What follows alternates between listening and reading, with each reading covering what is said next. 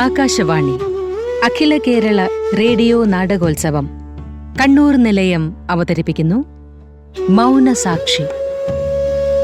നാടകരചന സംവിധാനം വിനോദ് ബാബു എച്ച്. ശബ്ദം പകർന്നവർ U Prasannakumar, Balamurali Chirakkal, Prajin C Kannan, Mehmood Kuruva, Kambil P Ramachandran, Mohanan Ramanthali, Aneesh Perunthattil, Ramakrishnan Pazhassi, Jasna Jayaraj, Saji Sebastian, Baburaj Periya. മലയാള പരിഭാഷ KS സിംഗ്.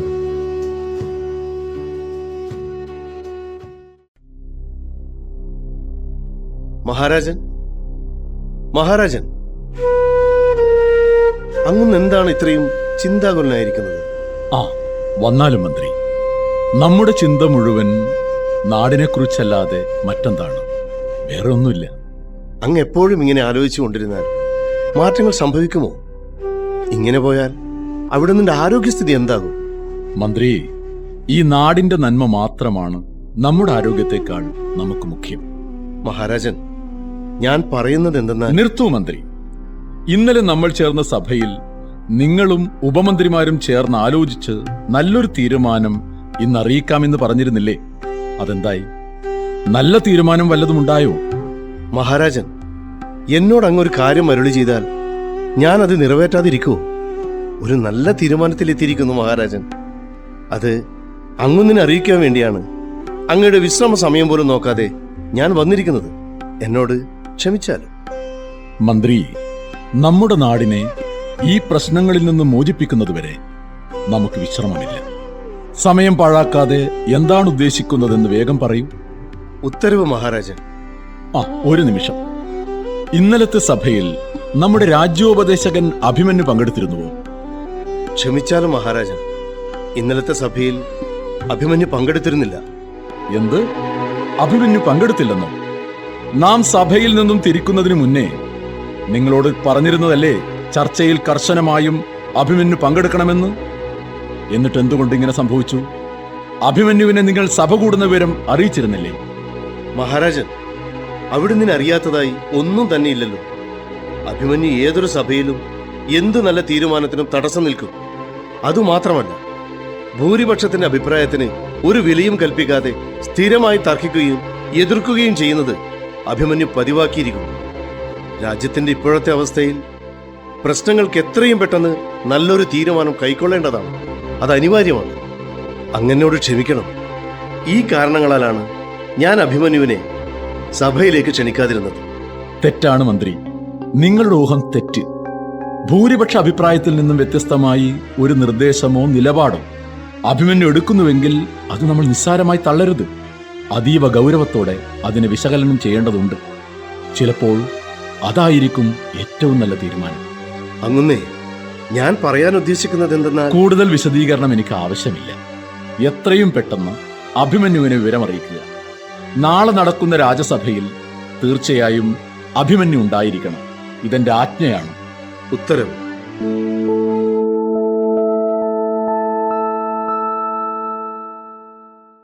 മഹാരാജാവ് നീണാൾ വാഴട്ടെ. മന്ത്രി, എന്താ ഇത്? ഞാൻ ഇത്രയും പറഞ്ഞിട്ടും അഭിമന്യു സഭയിലെത്തിയില്ലല്ലോ. ഒരു ഉപദേശകന് വേണ്ടി നാം കാത്തിരിക്കണമെന്നാണോ?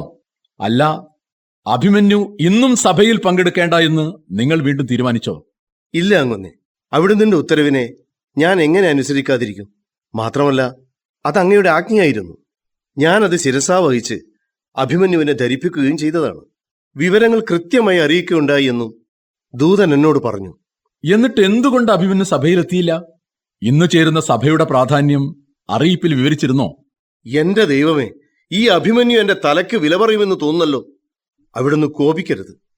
അഭിമന്യു സഭയിൽ എത്താത്തത് എന്തുകൊണ്ടാണെന്ന് എനിക്കറിയില്ല. അവിടുന്നാണ് സത്യം. എന്നെ വിശ്വസിക്കണം. അങ്ങനെയാണെങ്കിൽ... മഹാരാജാവ് നിനാൾ വാഴട്ടെ. ക്ഷമിക്കണം മഹാരാജൻ, ഞാൻ അല്പം വൈകി. മഹാരാജൻ കൃത്യസമയത്ത് സഭ ചേരുമെന്ന് അറിയിച്ചിട്ട് പോലും അഭിമന്യു വൈകിയെത്തിയിരിക്കുന്നു. മഹാരാജാവേ, അങ്ങയുടെ ഉത്തരവിനെ അവഗണിച്ചിരിക്കുകയാണ്. മാത്രമല്ല, സഭയെയും അപമാനിക്കുന്ന ഈ പ്രവൃത്തിക്ക് തക്കതായ ശിക്ഷ അഭിമന്യുവിന് നൽകണമെന്ന് അങ്ങയോട് ഞാൻ അപേക്ഷിക്കുകയാണ്. മഹാരാജൻ, അവിടുന്ന് കോപിക്കരുത്. അവിടുത്തെ കൽപ്പന എപ്പോഴെങ്കിലും ഞാൻ മാനിക്കാതിരുന്നിട്ടുണ്ടോ? അപ്പോൾ ഞാൻ വൈകിയതിന്റെ കാരണം അങ്ങ് അറിയേണ്ടതുണ്ട്. വൈകിയതിന് എന്ത് കാരണമാണ് പറയാൻ പോകുന്നത്? ഉത്തരവിനെ ബഹുമാനിച്ചില്ല. ഇതിലും വലിയ കാരണം എന്താ? മന്ത്രി, സമാധാനിക്കൂ. അഭിമന്യുവിനെ പറ്റി നമുക്കറിയാത്തതല്ലല്ലോ. നമ്മുടെ നാടിനെ സ്നേഹിക്കുന്നവൻ, നമ്മുടെ സഭയുടെ ഉപദേശകൻ. അഭിമന്യുവിന് പറയാനുള്ളത് പറയട്ടെ. നന്ദി മഹാരാജൻ, നന്ദി. ഇന്ന് സഭ കൂടുമെന്ന് എനിക്ക് ദൂത് കിട്ടിയപ്പോൾ തന്നെ ഞാൻ കൊട്ടാരത്തിലേക്ക് യാത്ര പുറപ്പെട്ടു. പക്ഷേ ഇടയിൽ വെച്ച് കുതിരയെ കാണാതായി. മന്ത്രി, അഭിമന്യു പറയട്ടെ. മഹാരാജൻ, കൊട്ടാരത്തെ ലക്ഷ്യമാക്കിയുള്ള യാത്രക്കിടയിൽ പെട്ടെന്നൊരു ശബ്ദം കേട്ടു. ഇത് അന്യായമാണ്. എന്റെ പശുവിനെ വിട്ടുതരൂ എന്നാണ് ഞാൻ കേട്ടത്. എന്തോ പ്രശ്നം നടക്കുന്നുണ്ട് എന്നെനിക്ക് മനസ്സിലായി. പ്രശ്നം എന്തെന്നാൽ, കണ്ടോ, മഹാരാജന്റെ പ്രശ്നത്തെക്കാൾ മറ്റുള്ളവരുടെ പ്രശ്നങ്ങൾക്കാണ് അഭിമന്യു പ്രാധാന്യം കൊടുക്കുന്നത്. മറ്റുള്ളവരുടെ പ്രശ്നമായിട്ടല്ല, നാടിന്റെ തന്നെ പ്രശ്നമായാണ് ഞാനിതിനെ കാണുന്നത്. നാട്ടിൽ നടക്കുന്ന പ്രശ്നങ്ങൾ മഹാരാജാവിന്റെ ശ്രദ്ധയിൽ കൊണ്ടുവരുന്നത് എന്റെ കടമയിൽപ്പെടും. മഹാരാജന്റെ സന്നിധിയിൽ ഇന്ന് ഇങ്ങനൊരു സഭ ചേരുന്നത് നാടിന്റെ പ്രശ്നങ്ങൾ ചർച്ച ചെയ്ത് നല്ല തീരുമാനങ്ങൾ കൈക്കൊള്ളാൻ വേണ്ടി തന്നെയല്ലേ? ചെറിയ പ്രശ്നങ്ങളെന്ന് നമ്മൾ കരുതുന്നവ പലപ്പോഴും വലിയ പ്രശ്നങ്ങൾക്ക് കാരണമാകാറുണ്ട്. പിന്നീടത് പരിഹരിക്കാൻ കഴിയാത്ത വിധത്തിൽ എത്താറുമുണ്ട്. അഭിമന്യു, താങ്കൾ തുടർന്നാലും. നന്ദി മഹാരാജൻ. ബഹളം കെട്ട സ്ഥലത്തേക്ക് ഞാൻ ചെല്ലുമ്പോൾ അടിയൻ കുറച്ചു വർഷങ്ങൾക്ക് മുമ്പ് ഇയാളിൽ നിന്നും പണം കടം വാങ്ങിയാണ് ഈ പശുവിനെ വാങ്ങിയത്. മാസം തോറും തെറ്റാതെ പലിശ കൊടുത്തു പോന്നിരുന്നു. അപ്പോഴാണ് കഴിഞ്ഞ വർഷം നമ്മുടെ നാട്ടിൽ പകർച്ചവ്യാധി പടർന്നു പിടിച്ചത്. അതിൽ എൻ്റെ ഭാര്യയും മക്കളും ഒരുപാട് ബുദ്ധിമുട്ട് അനുഭവിച്ചു. അവരുടെ ചികിത്സക്കായി എൻ്റെ കയ്യിലെ പണം മുഴുവനും ചെലവായി. ദൈവാനുഗ്രഹം കൊണ്ട് അവർക്കൊന്നും സംഭവിക്കാതെ ഞങ്ങൾ രക്ഷപ്പെട്ടു. അതിനുശേഷം എൻ്റെ സാമ്പത്തിക സ്ഥിതി വളരെ മോശമായി. ജീവിത ചെലവിന് പോലും എൻ്റെ വരുമാനം തികയാതെ വന്നു. കടം വീട്ടാൻ കരുതിയിരുന്ന പണം പോലും ചെലവായി. ഇപ്പോൾ എൻ്റെ ഏക വരുമാനം ഈ പശുവിൻ്റെ പാൽ മാത്രമാണ്. എൻ്റെ കഷ്ടപ്പാട് മനസ്സിലാക്കാതെ മുതലും പലിശയും കിട്ടാത്തതിനാൽ ഇദ്ദേഹം പശുവിനെ കൊണ്ടുപോകാൻ വന്നിരിക്കുകയാണ്. എത്ര അപേക്ഷിച്ചിട്ടും എൻ്റെ സാഹചര്യം ഇദ്ദേഹം മനസ്സിലാക്കുന്നില്ല. രാജോപദേശകനായ അങ്ങ് ഇതിനൊരു പരിഹാരം ഉണ്ടാക്കി തരണം. എന്റെ അയൽക്കാരനായ പാൽക്കാരന്റെ അവസ്ഥ എന്നെ വല്ലാതെ വേദനിപ്പിച്ചു. എങ്ങനെയെങ്കിലും അയാളെ ഇതിൽ നിന്ന് രക്ഷിക്കണമെന്ന നിലയിൽ ഞാൻ പലിശക്കാരനുമായി സംസാരിച്ചു തുടങ്ങി. അങ്ങ് എന്താണ് പറയാൻ പോകുന്നതെന്ന് എനിക്കറിയാം. എന്നോട് ക്ഷമിക്കണം. അതനുസരിക്കാൻ എനിക്ക് സാധിക്കില്ല. ഇയാൾ എന്റെ കയ്യിൽ നിന്നും വാങ്ങിയ മുതലോ പോട്ടെ, 6 മാസമായി പലിശയില്ല. അയാൾ പറഞ്ഞത് നിങ്ങൾ കേട്ടില്ലേ? പകർച്ചവ്യാധി വന്നതുകൊണ്ടാണ് അയാൾക്ക് പലിശ തരാൻ കഴിയാതിരുന്നത്. നമുക്കെല്ലാവർക്കും അറിയാവുന്നതല്ലേ, ഈ വ്യാധി നാം എല്ലാവരെയും ബാധിച്ചതാണ്. ഇതിനെ ഭയന്ന് നമ്മൾ എല്ലാവരും അവരവരുടെ വീടിനുള്ളിൽ ഒതുങ്ങിയതല്ലേ. നമ്മുടെ എല്ലാവരുടെയും ദൈനംദിന ജീവിതത്തെ അത് സാരമായി ബാധിക്കുകയുണ്ടായി. എന്താണ് നിങ്ങൾ പറയുന്നത്? നമ്മുടെ എല്ലാവരും ജീവിതമോ? ഈ വ്യാധി എന്നെ പോലുള്ള സാധാരണക്കാരായ കർഷകരെയും തൊഴിലാളികളെയുമാണ് ബാധിച്ചത്. എന്നാൽ നിങ്ങളെ പോലുള്ള കൊട്ടാരം സേവകർ വീട്ടിൽ അടച്ചിരുന്നാലും കൃത്യമായ വരുമാനം കിട്ടിയവരല്ലേ. ചുരുക്കത്തിൽ ഞങ്ങളുടെ ജീവിതം തെരുവിലായി. നിങ്ങളുടെ വിഷമം എനിക്ക് മനസ്സിലാകാഞ്ഞിട്ടല്ല. അവിടുന്ന് കൃത്യമായി മനസ്സിലാക്കിയ സ്ഥിതിക്ക് ഞാനൊന്ന് പറയാ. എന്റെ തീരുമാനത്തിന് മാറ്റമില്ല. മുതലും പലിശയും കിട്ടാത്ത സ്ഥിതിക്ക് ഈ പശുവിനെ ഞാൻ കൊണ്ടുപോവുകയാണ്. നിങ്ങൾ ഞാൻ പറയുന്ന ഒന്ന് മനസ്സിലാക്കൂ. എൻ്റെ ജീവിതമാർഗം ഈ പശു മാത്രമാണ്. ഇതിനെ നിങ്ങൾ കൊണ്ടുപോയാൽ എൻ്റെ കുടുംബം പട്ടിണിയിലാകും. കുറച്ച് സമയം കൂടി നിങ്ങൾ അനുവദിക്കൂ. ഞാൻ നിങ്ങളുടെ പണം എങ്ങനെയെങ്കിലും തിരിച്ചു തരാം. ഇങ്ങനെയൊക്കെ അപേക്ഷിക്കുമ്പോൾ അയാൾക്ക് കുറച്ചുകൂടി സമയം കൊടുത്തൂടെ? അങ്ങുന്നനെ ബഹുമാനിച്ചുകൊണ്ട് തന്നെ പറയട്ടെ, അങ്ങിതിൽ ഇടപെടാതിരിക്കുന്നതാണ് നല്ലത്. നിങ്ങളുടെ തീരുമാനത്തിൽ മാറ്റമില്ലാത്ത സ്ഥിതിക്ക് ഞാനൊരു തീരുമാനം പറയട്ടെ. എന്ത് തീരുമാനം? പശുവിനെ കൊണ്ടുപോകുന്നത് തന്നെയാണ് ഏറ്റവും നല്ല തീരുമാനം. രണ്ടാൾക്കും പ്രയോജനകരമായ രീതിയിൽ ഒരു തീരുമാനം എന്റെ കയ്യിലുണ്ട്. കൊള്ളാലോ. അങ്ങനെയാണെങ്കിൽ ആ തീരുമാനം ഒന്ന് കേൾക്കട്ടെ. ഇങ്ങനൊരു സന്ദർഭത്തിൽ മുതൽ തിരിച്ചു നൽകാൻ കഴിയില്ല.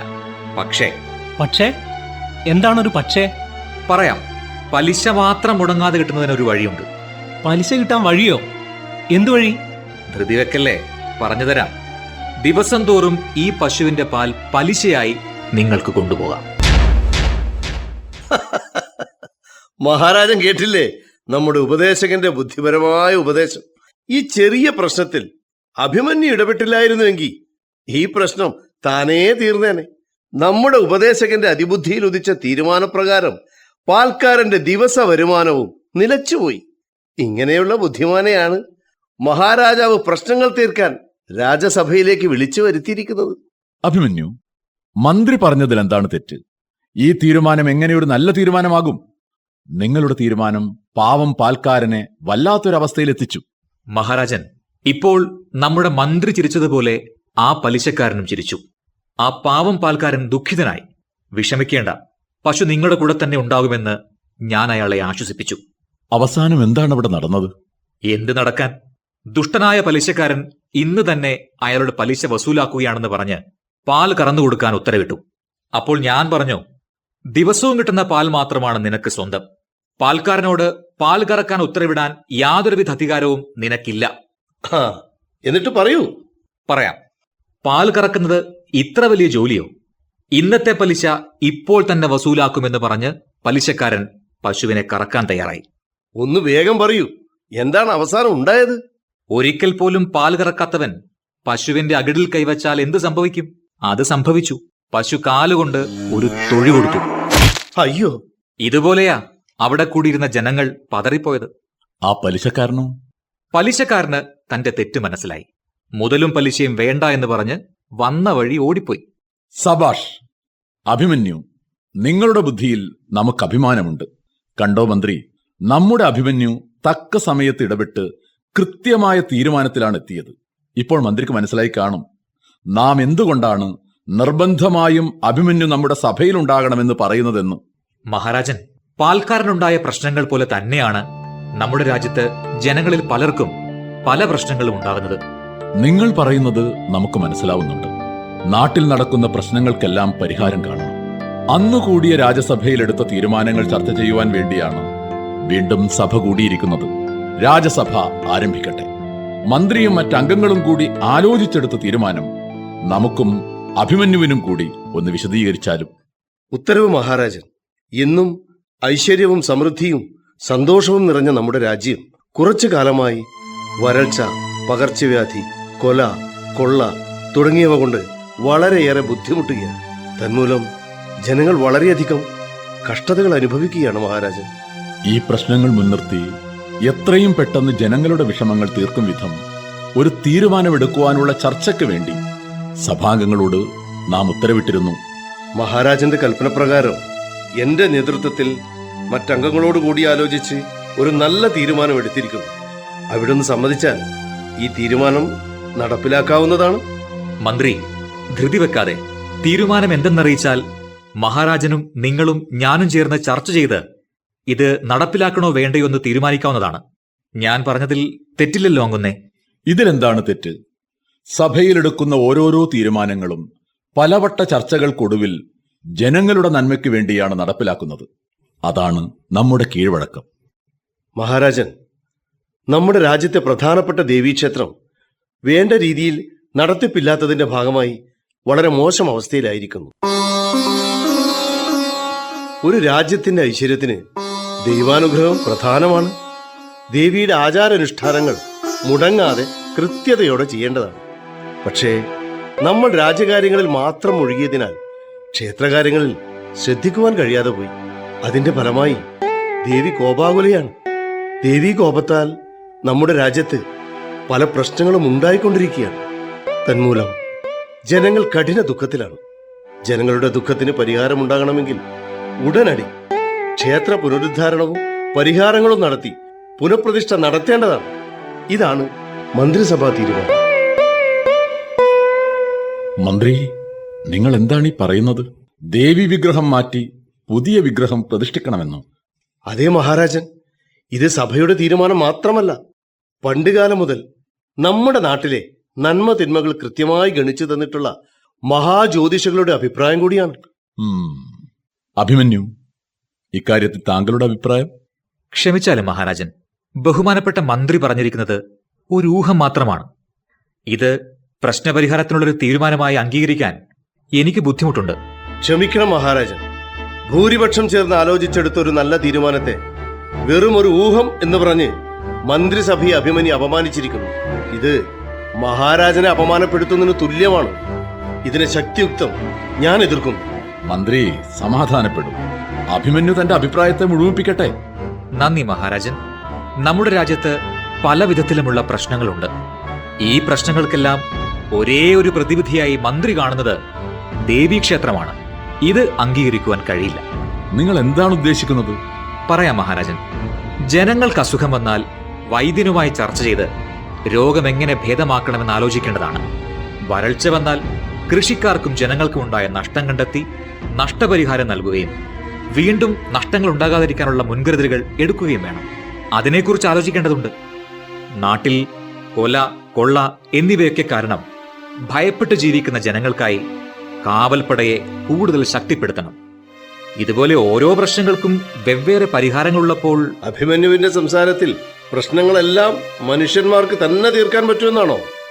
ദൈവങ്ങളെ തൊഴുന്നതും ദുഃഖങ്ങൾ ദൈവത്തിൽ സമർപ്പിക്കുന്നതും അനാവശ്യമായ നേരം പോക്കായിട്ടാണ് അഭിമന്യു കാണുന്നത്.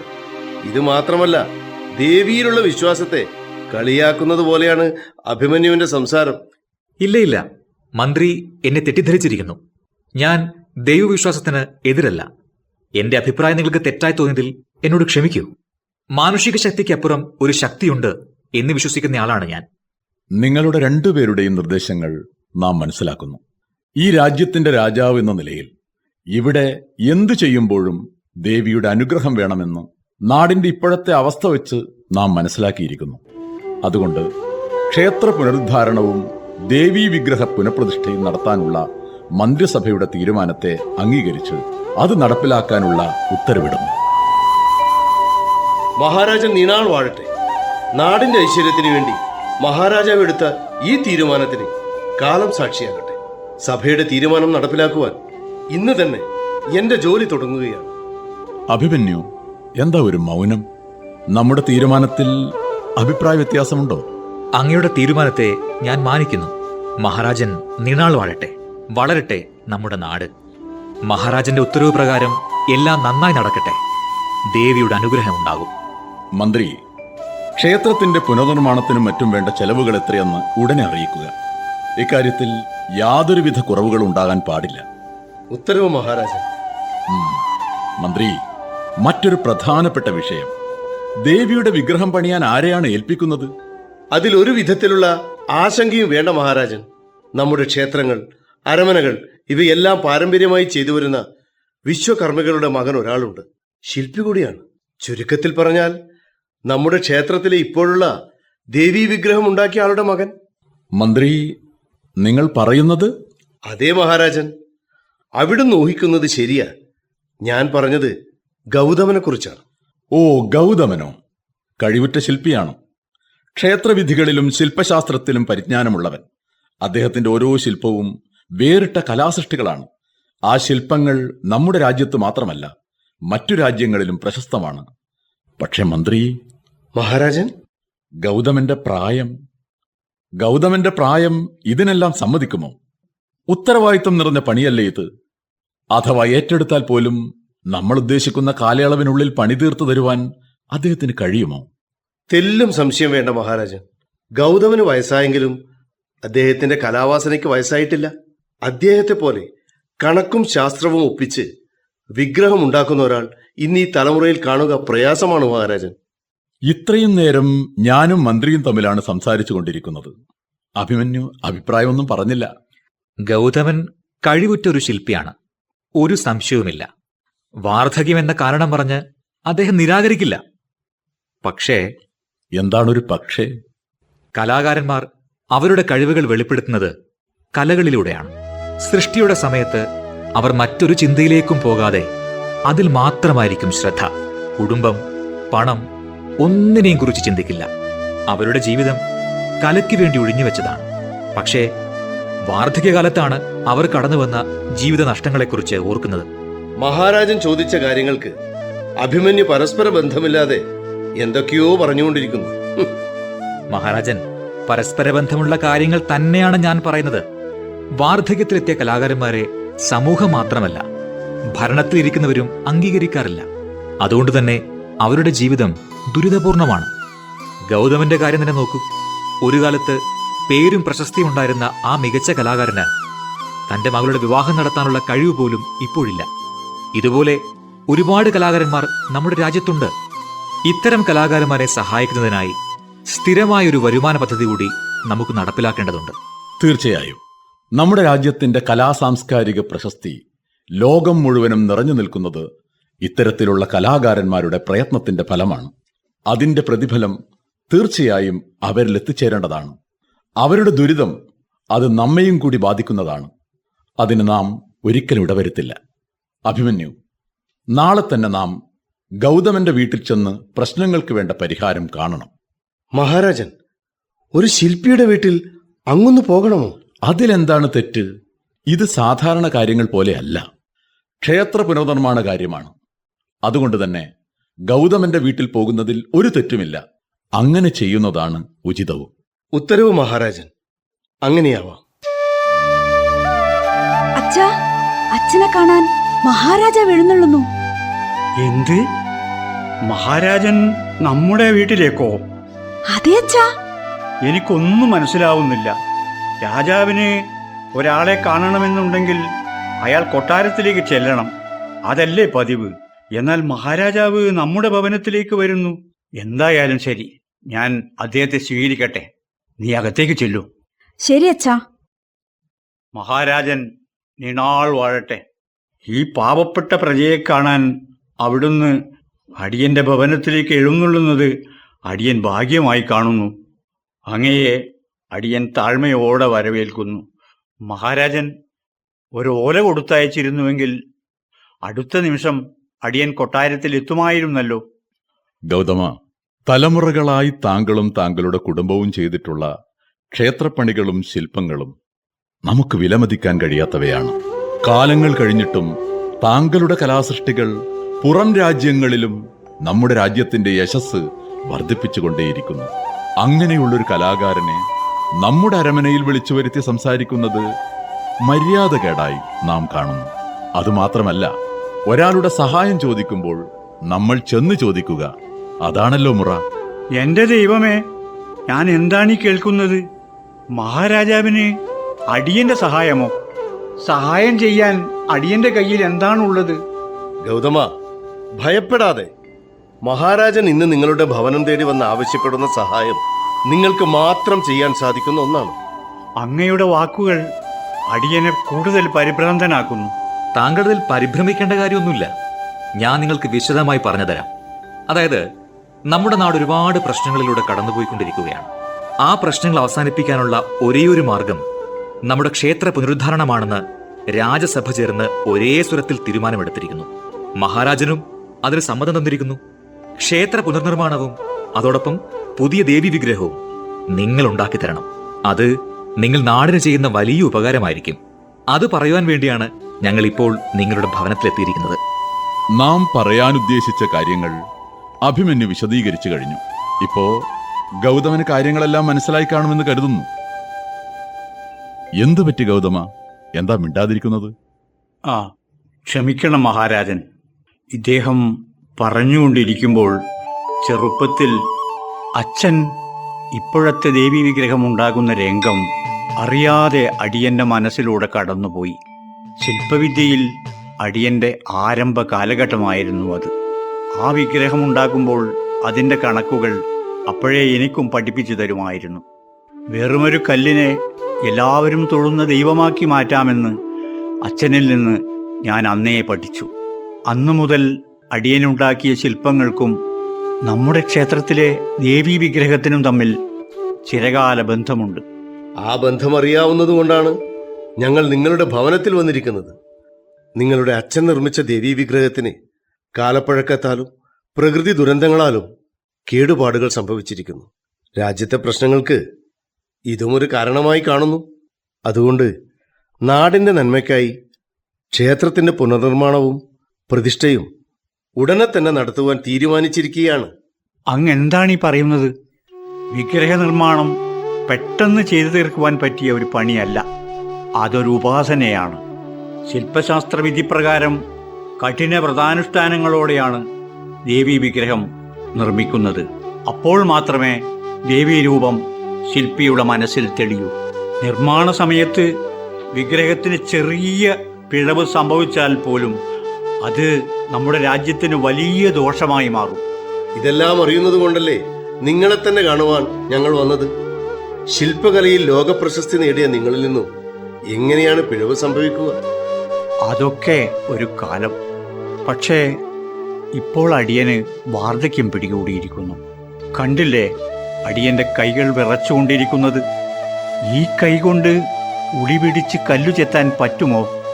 എനിക്കൊരു മകനാണുണ്ടായിരുന്നതെങ്കിൽ ഈ ക്ഷണം ഞാൻ ശിരസാ വഹിച്ചേന്. എനിക്കുള്ളത് ഒരു മകളാണ്. അടിയന്റെ മുന്നിലുള്ള ഏറ്റവും വലിയ ആഗ്രഹം അടിയൻ മരിക്കുന്നതിന് മുൻപ് അവളെ വിവാഹം ചെയ്ത് അയക്കണമെന്നാണ്. ക്ഷമിക്കണം, വീട്ടിൽ വന്നവരുടെ മനസ്സ് വേദനിപ്പിക്കുന്ന വിധം സംസാരിക്കണം എന്ന് വിചാരിച്ചതല്ല. ക്ഷേത്ര നിർമ്മാണം നടത്താൻ ഞാൻ എന്നും കടപ്പെട്ടവനാണ്. പക്ഷേ ഇപ്പോഴത്തെ എൻ്റെ അവസ്ഥയിൽ അപ്പോ രാജസഭാ തീരുമാനം നിരസിക്കുന്നത് മഹാരാജനെ അപമാനിക്കുന്നതിന് തുല്യമാണ്. അത് ഈ രാജ്യത്തെ ദേവി മഹാമായേ, ഇവരെന്നെ തെറ്റിദ്ധരിച്ചിരിക്കുന്നു. മഹാരാജനെ അപമാനപ്പെടുത്തണമെന്ന് അടിയന്റെ ചിന്തയിൽ പോലും വന്നിട്ടില്ല. അടിയനെ കൊണ്ട് നാടിനൊരു അപമാനം സംഭവിച്ചാൽ ആ ക്ഷണം അടിയൻ ജീവൻ വെടിയും. എന്നാൽ മന്ത്രി അദ്ദേഹം കേട്ടോളൂ, ദേവീ വിഗ്രഹം നിർമ്മിക്കാൻ അടിയന് സമ്മതമാണ്. മഹാരാജന്റെ ആഗ്രഹപ്രകാരവും രാജ്യത്തിന്റെ നന്മയും മുൻനിർത്തി അടിയൻ അത് ഏറ്റെടുക്കുകയാണ്. ഈ നിമിഷം മുതൽ അതിനുവേണ്ടിയുള്ള ജോലികൾ അടിയൻ തുടങ്ങുകയാണ്. മഹാരാജൻ തീരുമാനിച്ച ദിവസം തന്നെ ക്ഷേത്രത്തിൽ പ്രതിഷ്ഠ നടന്നിരിക്കും. അങ്ങേക്ക് അടിയൻ തരുന്ന വാക്കാണിത്. തീർച്ചയായും ഇത് നിങ്ങൾ ചെയ്തു തരുമെന്ന് വിശ്വാസമുണ്ടായിരുന്നു. ഗൗതമന്റെ ഇപ്പോഴത്തെ ആശങ്കകളൊക്കെ നീങ്ങിയല്ലോ. ഇനി തടസ്സങ്ങളൊന്നുമില്ലാതെ പണി പൂർത്തിയാക്കുവാൻ ദേവി അനുഗ്രഹിക്കട്ടെ. മന്ത്രി, വിഗ്രഹ നിർമ്മാണത്തിന് ഗൗതമനാവശ്യമായ പൊന്നും പണവും ഉൾപ്പെടെ സകല കാര്യങ്ങളും ചെയ്തു കൊടുക്കേണ്ടത് മന്ത്രിയുടെ ഉത്തരവാദിത്തമാണ്. ഉത്തരവ് മഹാരാജൻ.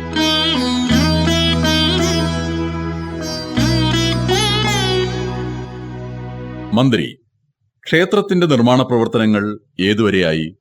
എല്ലാ പണികളും നല്ല രീതിയിൽ ദ്രുതഗതിയിൽ തന്നെ നടന്നുകൊണ്ടിരിക്കുന്നു മഹാരാജൻ. ആ, പിന്നെ വിഗ്രഹ നിർമ്മാണം ഏതുവരെയായി? ഗൗതമനെ പോയി കണ്ടിരുന്നോ? പ്രതിഷ്ഠാദിനം അടുത്തെത്തിക്കൊണ്ടിരിക്കുകയാണ്. ഒന്നുകൊണ്ട് പേടിക്കണ്ട മഹാരാജൻ. പറഞ്ഞ ദിവസം പറഞ്ഞ മുഹൂർത്തത്തിൽ തന്നെ പ്രതിഷ്ഠ നടക്കുമെന്ന് ഗൗതമൻ ഉറപ്പു തന്നിരിക്കുന്നു. അങ്ങനെയാവട്ടെ. എല്ലാം നല്ല നിലക്ക് നടന്ന് ദേവിയുടെ അനുഗ്രഹത്താൽ ഈ നാടിന് ഐശ്വര്യവും സമൃദ്ധിയും ഉണ്ടാവട്ടെ. മാന്യമഹാജനങ്ങളെ, നിങ്ങളെ അറിയിക്കുന്നത് എന്തെന്നാൽ മഹാരാജന്റെ ഉത്തരവ് പ്രകാരം നമ്മുടെ ദേവീക്ഷേത്രത്തിന്റെ പുനരുദ്ധാരണം കഴിഞ്ഞ് നാളെ പുനഃപ്രതിഷ്ഠാകർമ്മം നടത്തുന്ന വിവരം സന്തോഷപൂർവ്വം അറിയിച്ചുകൊള്ളുന്നു. ഈ മഹത് ഉദ്യമത്തിൽ പങ്കെടുത്ത് എല്ലാ നല്ലവരായ ജനങ്ങളും ദേവീ കടാക്ഷവും അനുഗ്രഹവും വാങ്ങണമെന്ന് അറിയിക്കുന്നു.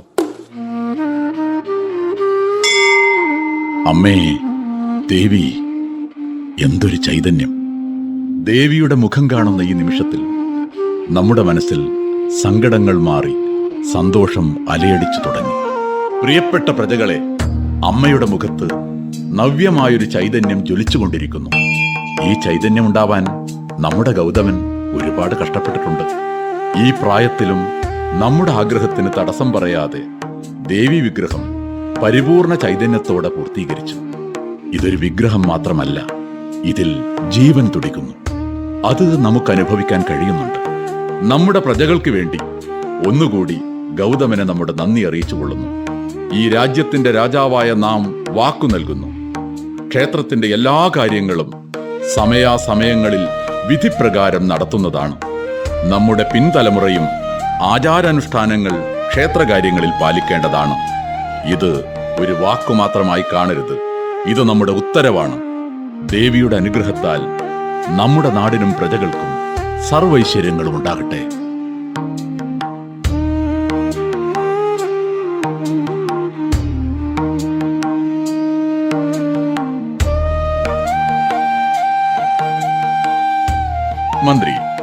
ക്ഷേത്രത്തിന്റെ പുനരുദ്ധാരണം കഴിഞ്ഞിട്ട് നാള് കുറച്ചായില്ലേ? എന്തെങ്കിലും മാറ്റങ്ങൾ? ഇപ്പോൾ നമ്മുടെ നാടിന്റെ അവസ്ഥ എന്താണ്? ജനങ്ങൾ സന്തോഷത്തിലല്ലേ? മഹാരാജൻ, അതായത് എന്താണ് മന്ത്രി പറയാൻ മടിക്കുന്നത്? എന്തുപറ്റി? പറയൂ. ക്ഷമിക്കണം മഹാരാജൻ, ഞാനൊന്ന് പറയട്ടെ. നമ്മുടെ നാട്ടിലെ വിശേഷങ്ങൾ അറിയുന്നതിന് മന്ത്രിയോട് ചോദിക്കുന്നതിനേക്കാൾ നല്ലത് ചാരന്മാരുടെ അധിപനോട് ചോദിക്കുന്നതാണ്. എന്ത്? മന്ത്രിയുള്ളപ്പോൾ നാം എന്തിനു ചാരന്മാരോട് ചോദിക്കണം? എന്താ ഇവിടെ നടക്കുന്നത്? നമുക്കൊന്നും മനസ്സിലാകുന്നില്ല. മന്ത്രി, എന്തുകൊണ്ടാണ് നിങ്ങൾ മൗനം പാലിക്കുന്നത്? ഈ മൗനത്തിന്റെ അർത്ഥം ഇനിയും രാജ്യത്തെ പ്രശ്നങ്ങൾ തീർന്നിട്ടില്ല എന്നല്ലേ? ആരെവിടെ? ചാരന്മാരുടെ അധിപനോട് ഉടനെ സഭയിലേക്ക് വരാൻ പറയൂ. ഉത്തരവ് മഹാരാജൻ. ക്ഷേത്ര പുനരുദ്ധാരണത്തിന് ശേഷം നാട്ടിലെ പ്രശ്നങ്ങളെല്ലാം തീർന്നുവെന്നാണ് നാം കരുതിയിരുന്നത്. എന്നാൽ ചോദിക്കുന്ന ചോദ്യങ്ങൾക്ക് സഭയിലേവരും മൗനം പാലിക്കുകയാണ്. നമ്മിൽ നിന്നും എന്തോ മറയ്ക്കുന്നതുപോലെ തോന്നുന്നു. മഹാരാജൻ, രഹസ്യാന്വേഷണ തലവൻ വന്നിരിക്കുന്നു. മഹാരാജാവ് നീണാൾ വാഴട്ടെ. പറയൂ, നാടിന്റെ ഇപ്പോഴത്തെ അവസ്ഥ എന്താണ്? ക്ഷമിക്കണം മഹാരാജൻ, നാട്ടിലുണ്ടായിരുന്ന ഒരു പ്രശ്നവും ഇതുവരെ തീർന്നിട്ടില്ല. ദിനംപ്രതി പ്രശ്നങ്ങൾ ഒന്നിനുമേലെ ഒന്നായി കൂടിക്കൊണ്ടിരിക്കുകയാണ്. പ്രജകൾ വളരെ കഷ്ടത്തിലാണ്. രാജഭരണം പ്രശ്നങ്ങൾ പരിഹരിക്കുമെന്ന് വിശ്വസിച്ച ജനങ്ങൾ കബളിപ്പിക്കപ്പെട്ടിരിക്കുന്നു. എത്രയും പെട്ടെന്ന് പ്രശ്നപരിഹാരത്തിന് നടപടി കൈക്കൊള്ളാത്ത പക്ഷം ജനങ്ങൾ ഭരണത്തിനെതിരാവും. മന്ത്രി കേട്ടില്ലേ? രഹസ്യാന്വേഷണ വിവരങ്ങൾ. പ്രജകൾ ഭരണത്തിനു നേരെ തിരിയാൻ പോകുന്നു. മന്ത്രിയുടെ വാക്ക് കേട്ട് നാം എടുത്ത തീരുമാനത്തിന്റെയും പ്രവൃത്തിയുടെയും ഫലമായി നാടിന്ന് ഈ അവസ്ഥയിലെത്തിയിരിക്കുന്നു. മഹാരാജൻ, അങ്ങ് ദേഷ്യപ്പെടാതെ സമാധാനിക്കൂ. എന്താ പറഞ്ഞത്? സമാധാനമായിരിക്കുവാനോ? നിങ്ങളുടെ വാക്കുകൾ കേട്ട് നാം സമാധാനമായിരുന്നാൽ നമ്മുടെ നാടില്ലാതാകും. എല്ലാത്തിനും നാം തന്നെ തീരുമാനമെടുക്കുകയാണ്. മഹാരാജൻ നീണാൾ വാഴട്ടെ. മഹാരാജനെ മുഖം കാണിക്കാൻ നമ്മുടെ ക്ഷേത്ര പൂജാരി വന്നിരിക്കുന്നു. എന്ത് പൂജാരിയോ? പൂജാരിക്ക് നമ്മെ കാണേണ്ട ആവശ്യം എന്താണ്? ശരി, വരാൻ പറയും. ഉത്തരവ് മഹാരാജൻ. മഹാരാജൻ നീണാൾ വാഴട്ടെ. നമ്മൾ പറ്റിക്കപ്പെട്ടിരിക്കുന്നു. ഈ നാടിന്റെ രക്ഷകനായ അങ്ങയെ കബളിപ്പിച്ചിരിക്കുന്നു. മഹാരാജാവിന്റെ അവസ്ഥ ഇങ്ങനെയാണെങ്കിൽ പ്രജകളുടെ അവസ്ഥ എന്തായിരിക്കും? അമ്മേ ദേവി, ആലോചിക്കുമ്പോഴേ പേടിയാകുന്നു. എന്ത്? നമ്മെ കബളിപ്പിച്ചെന്നോ? ഒന്ന് തെളിച്ചു പറയൂ. നമ്മുടെ ക്ഷമയെ പരീക്ഷിക്കരുത്. കാര്യങ്ങൾ പെട്ടെന്ന് തന്നെ പറയൂ. അത് പിന്നെ ക്ഷമിക്കണം മഹാരാജൻ. ഞാൻ പതിവ് പോലെ അമ്പലത്തിൽ പൂജകൾ ചെയ്തുകൊണ്ടിരിക്കവേ അർച്ചനയ്ക്ക് ആവശ്യമായ വസ്തുക്കൾ എടുക്കുമ്പോൾ അതിലൊന്ന് ദുസ്സകുലമെന്നോണം ദേവിയുടെ വിഗ്രഹത്തിൽ വീണിടും. വിഗ്രഹത്തിൽ ഞാൻ ശ്രദ്ധിച്ചു നോക്കിയപ്പോ വിഗ്രഹത്തിന്റെ ആ ഭാഗത്ത് ഒരു വിള്ളൽ വീണിരിക്കുന്നു.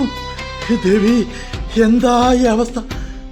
വിള്ളൽ കണ്ട ഉടനെ എന്റെ മനസ്സിൽ ഒരു സംശയം ഉദിച്ചു മഹാരാജൻ. പറയൂ, എന്താണ് ആ സംശയം? അത് മഹാരാജൻ പറയുന്നതിൽ ക്ഷമിക്കണം. വിഗ്രഹം തീർത്തിരിക്കുന്നത് ശുദ്ധമായ സ്വർണത്തിൽ തന്നെയാണോ എന്നൊരു സംശയം. എന്താണ് നിങ്ങൾ പറയുന്നത്? വിഗ്രഹമുണ്ടാക്കാൻ നാം ഗൗതമൻ കൊടുത്തത് പരിശുദ്ധമായ സ്വർണമാണ്, തനിത്തങ്കം. അതിൽ സംശയം പ്രകടിപ്പിക്കുന്നത് നമ്മെ സംശയിക്കുന്നതിന് തുല്യമാണ്. അയ്യോ മഹാരാജൻ, അങ്ങേ സംശയിക്കാനോ? എന്റെ ദേവി, മഹാരാജാവിനെതിരായ ഒരു അനീതി ചൂണ്ടിക്കാണിക്കാൻ വന്ന് എനിക്ക് ഇങ്ങനെ ഒരു പരീക്ഷണമോ? മഹാരാജൻ, കാലാകാലങ്ങളായി ദേവിയുടെ സ്വർണ്ണാഭരണങ്ങൾ കൈകാര്യം ചെയ്യുന്ന ഒരാളാണ് ഞാൻ. അതിനാൽ സ്വർണം കണ്ടാൽ മനസ്സിലാക്കാൻ എനിക്ക് കഴിയും. എന്നിട്ടും എന്റെ സംശയം തീർക്കുന്നതിന് വേണ്ടി ഒരു തട്ടാനെ കൊണ്ടുവന്ന് പരിശോധിച്ച് ഉറപ്പ് വരുത്തി. നമുക്ക് വിശ്വസിക്കാൻ കഴിയുന്നില്ല. നാട്ടിലെ ദുഃഖദുരിതങ്ങൾ തീരുവാൻ വേണ്ടിയാണ് ക്ഷേത്ര പുനരുദ്ധാരണം നടത്തിയത്. ആ ദൈവിക കാര്യങ്ങളിൽ കൂടി അധർമ്മം കാണിച്ചിരിക്കുന്നു. ആരെയും നാം വെറുതെ വിടില്ല. കടുത്ത ശിക്ഷ തന്നെ നൽകും. മന്ത്രി, ദേവി വിഗ്രഹം പണിതത് ഗൗതമനല്ലേ? അതെ മഹാരാജൻ. അങ്ങനെയാണെങ്കിൽ മഹാരാജൻ, ഈ കാര്യത്തിൽ നമുക്ക് ക്ഷമയോടെ ചിന്തിക്കേണ്ടതുണ്ട്. ചിന്തിക്കാനൊന്നുമില്ല. മന്ത്രി ഇന്ന് തന്നെ ഗൗതമനെ സഭയിൽ കൊണ്ടുവരൂ. ഉടനെ വേണം. നമ്മുടെ ഉത്തരവാണ്. ഉത്തരവ് മഹാരാജൻ. മഹാരാജാവ് നീണാൾ വാഴട്ടെ. അവിടുന്ന് മുഖം കാണിക്കണമെന്ന് ഉത്തരവ് വന്നിരുന്നു. പറഞ്ഞാലും മഹാരാജൻ. നിങ്ങൾക്ക് അറിയാത്തതൊന്നുമല്ലല്ലോ. നമ്മുടെ നാടിന്റെ നന്മയ്ക്ക് വേണ്ടി മഹാരാജാവ് ഒരുപാട് ചിലവ് ചെയ്ത് ക്ഷേത്രം പുനരുദ്ധാരണം നടത്തി. ദേവിയുടെ വിഗ്രഹം നിർമ്മിച്ചതും നിങ്ങളായിരുന്നില്ലേ? അതേ അങ്ങുന്നേ, അടിയൻ തന്നെ. ഇത്രയും ചിലവ് ചെയ്ത് ക്ഷേത്രം ഉണ്ടാക്കിയിട്ടും നാട്ടിലെ ദുഃഖ ദുരിതങ്ങൾക്ക് ഒരു മാറ്റവും സംഭവിച്ചിട്ടില്ല. ഇതിനുള്ള കാരണം എന്തായിരിക്കും? എന്താണ് ഗൗതമന്റെ അഭിപ്രായം? മന്ത്രി, താങ്കൾ എന്തിനാണ് ഇത്ര വിശദീകരിക്കുന്നത്? നാട്ടിലെ എല്ലാ പ്രശ്നങ്ങൾക്കും കാരണം അത്യാഗ്രഹിയായ ഈ ശില്പി തന്നെയാണ്. എന്റെ ദേവി, എന്താണ് ഈ കേൾക്കുന്നത്? നാട്ടിലെ പ്രശ്നങ്ങൾക്ക് അടിയൻ കാരണമോ? ദുഃഖ ദുരിതങ്ങളിൽ ജീവിക്കുന്ന ഈ വയസ്സന് മനസ്സിലാകുന്ന വിധം പറയൂ മഹാരാജൻ. അടിയൻ എന്ത് തെറ്റാണ് ചെയ്തത്? നീ രാജ്യദ്രോഹി. ദേവി വിഗ്രഹത്തിൽ പൊതിയാൻ തന്ന സ്വർണം നീ അപഹരിച്ചിരിക്കുന്നു. ദൈവത്തിനോട് നീ വഞ്ചന കാട്ടി. ഈ പ്രവൃത്തി കാരണമാണ് നാട്ടിലെ പ്രശ്നങ്ങൾ തീരാത്തത്. കുറ്റസമ്മതം നടത്തി അപഹരിച്ച സ്വർണം തിരികെ നൽകുക. അല്ലെങ്കിൽ രാജ്യസ്വത്ത് അപഹരിച്ചാലുള്ള ഭവിഷ്യത്ത് എന്തായിരിക്കുമെന്ന് നിന്നിലൂടെ ജനങ്ങൾ മനസ്സിലാക്കും. മഹാരാജൻ, അടിയനെ സംശയിക്കുന്നുവോ? എപ്പോൾ ദേവി വിഗ്രഹം ഉണ്ടാക്കുവാൻ സ്വർണം തന്നുവോ ആ നിമിഷം മുതൽ അത് രാജ്യസ്വത്തായല്ല ദൈവസ്വത്തായാണ് അടിയൻ കണക്കാക്കിയത്. ദൈവത്തിന്റെ സ്വത്ത് അപഹരിച്ചാൽ ആ ദേവി തന്നെ അടിയനെ ശിക്ഷിച്ചുകൊള്ളും. ധിക്കാരി, സ്വർണം അപഹരിച്ചതും പോരാഞ്ഞ് രാജ്യസ്വത്ത് ദൈവസ്വത്ത് എന്ന് നമ്മെ പഠിപ്പിക്കുന്നു. ആരെവിടെ? ഈ അഹങ്കാരിയെ എത്രയും പെട്ടെന്ന് കൊണ്ടുപോകും. നിനക്ക് 7 ദിവസത്തെ സമയം തരുന്നു. അതിനകം കുറ്റസമ്മതം നടത്തി അപഹരിച്ച മുഴുവൻ സ്വർണവും തിരികെ ഏൽപ്പിക്കണം. അല്ലാത്ത പക്ഷം നിന്റെ തല ഈ ഉടലിലുണ്ടായിരിക്കില്ല. അത് മാത്രമല്ല, നീ ചെയ്ത ദേശദ്രോഹത്തിന് നിന്റെ വംശം ആയുഷ്കാലം മുഴുവൻ അടിമകളായി കൊട്ടാരത്തിൽ പണിയെടുക്കണം. കൊണ്ടുപോകൂ ഈ ദ്രോഹിയെ. മഹാരാജൻ, സഭയിൽ സംസാരിക്കാൻ അനുവദിച്ചാലും. പറയൂ. അങ്ങയുടെ തീരുമാനം തിടുക്കപ്പെട്ടെടുത്തുവോ എന്ന് ഞാൻ സംശയിക്കുന്നു. കുറ്റം നടന്നു എന്നത് തീർച്ചയാണ്. എന്നാൽ അതെങ്ങനെ നടന്നു എന്ന് വിചാരണ ചെയ്യുന്നതിന് മുൻപേ ഗൗതമനെ കുറ്റവാളി എന്ന് മുദ്രകുത്തിയതിൽ എനിക്കഭിപ്രായമില്ല. ഇതിൽ വിചാരണ ചെയ്യേണ്ടതായി എന്താണുള്ളത്? ദേവി വിഗ്രഹമുണ്ടാക്കിയത് ഗൗതമനല്ലേ? പ്രതിഷ്ഠ നടത്തിയതും അവൻ തന്നെ. അങ്ങനെയുള്ളപ്പോൾ ദേവി വിഗ്രഹത്തിലെ സ്വർണത്തിൽ കള്ളത്തരമുണ്ടെങ്കിൽ അതിന്റെ ഉത്തരവാദിത്വവും ഗൗതമനല്ലേ? മറിച്ച് വേറെ എവിടെ തെറ്റ് സംഭവിച്ചു എന്നാണ് നിങ്ങൾ ഉദ്ദേശിക്കുന്നത്? മഹാരാജൻ, അങ്ങയുടെ സമ്മതമുണ്ടെങ്കിൽ തെറ്റെവിടെയാണ് സംഭവിച്ചതെന്ന് ഞാൻ കണ്ടുപിടിക്കാം. നാം വിചാരണ നടത്തി വിധിച്ചതിന് ശേഷം നിങ്ങൾ വീണ്ടും അന്വേഷണം നടത്തണമെന്നാണോ? അവിടെ നിന്നെ തെറ്റിദ്ധരിക്കാതെ, കുറ്റം ആരോപിക്കപ്പെട്ടവർക്ക് അവരുടെ ഭാഗം വിശദമാക്കാനുള്ള അവസരം നൽകുന്നത് നമ്മുടെ നാടിന്റെ നിയമവ്യവസ്ഥയിലുണ്ട്. ഈ അടിസ്ഥാനപരമായൊരു അവകാശം പോലും കുറ്റം ചെയ്തവർക്ക് നൽകിയില്ല എന്ന ചീത്തപ്പേര് അങ്ങയുടെ ചരിത്രത്തിൽ ഉണ്ടാകാൻ പാടില്ല. അതുകൊണ്ടാണ്. സബാഷ് അഭിമന്യു, സബാഷ്. നിന്നോട് സംസാരിച്ച് ജയിക്കാൻ ആർക്കും പറ്റില്ല എന്ന് വീണ്ടും തെളിയിച്ചിരിക്കുന്നു. ശരി, ഗൗതമന് കൊടുത്ത അതേ 7 ദിവസത്തിനുള്ളിൽ വേണ്ട രീതിയിൽ അന്വേഷണം ചെയ്ത് വിവരങ്ങൾ സമർപ്പിക്കൂ. അതിനുവേണ്ട സഹായങ്ങൾ രാജസഭ നിനക്ക് ചെയ്തു തരുന്നതായിരിക്കും.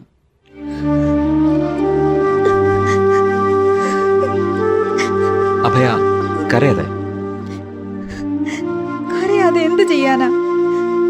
എന്റെ അച്ഛൻ മഹാരാജനോട് പറഞ്ഞതല്ലേ ഈ വയസ്സിൽ ദേവി വിഗ്രഹം ഉണ്ടാക്കുന്നത് പ്രയാസമാണെന്ന്. അച്ഛന്റെ അവസ്ഥ മനസ്സിലാക്കാതെ നിങ്ങൾ എല്ലാവരും കൂടി നിർബന്ധിച്ചതിനാലാണ് എന്റെ അച്ഛൻ അതനുസരിച്ചത്. പറഞ്ഞ ദിവസത്തിനുള്ളിൽ പ്രതിഷ്ഠ ഉൾപ്പെടെ ചെയ്തതിന്റെ ഫലമാണിപ്പോൾ അനുഭവിക്കുന്നത്. 7 ദിവസം കഴിഞ്ഞാൽ വധശിക്ഷ അനുഭവിക്കാൻ പോകുന്ന ദേശദ്രോഹി. അഭയ, നിന്റെ അച്ഛനെ കുറിച്ച് നിന്നേക്കാൾ മുൻപേ എനിക്കറിയാം. ലോകം കണ്ടതിൽ വെച്ച് ഏറ്റവും നല്ല ശില്പി. രാജാവിന്റെ ഈ വിധിയിൽ നമ്മുടെ നാട് ദുഃഖത്തിലാണ്. നിങ്ങളുടെ സഹാനുഭൂതിയൊന്നും എനിക്ക് ആവശ്യമില്ല. നിങ്ങളിപ്പോൾ എന്തിനാണ് വന്നതെന്ന് പറയൂ. നിന്റെ വിഷമം എനിക്ക് മനസ്സിലാക്കാൻ കഴിയും. മഹാരാജൻ എനിക്ക് 7 ദിവസമാണ് തന്നിരിക്കുന്നത്. ഈ ദിവസത്തിനുള്ളിൽ നിന്റെ അച്ഛനെ ഈ പ്രശ്നത്തിൽ നിന്നും മോചിപ്പിക്കണം. എന്റെ അച്ഛനെ മോചിപ്പിക്കുവാനായി എന്റെ ജീവൻ തന്നെ പകരം നൽകാൻ ഞാൻ തയ്യാറാണ്. നിന്റെ അച്ഛൻ തീർത്ത ദേവീ വിഗ്രഹം കണ്ട് ഈ നാട് അതിശയിച്ചു പോയി.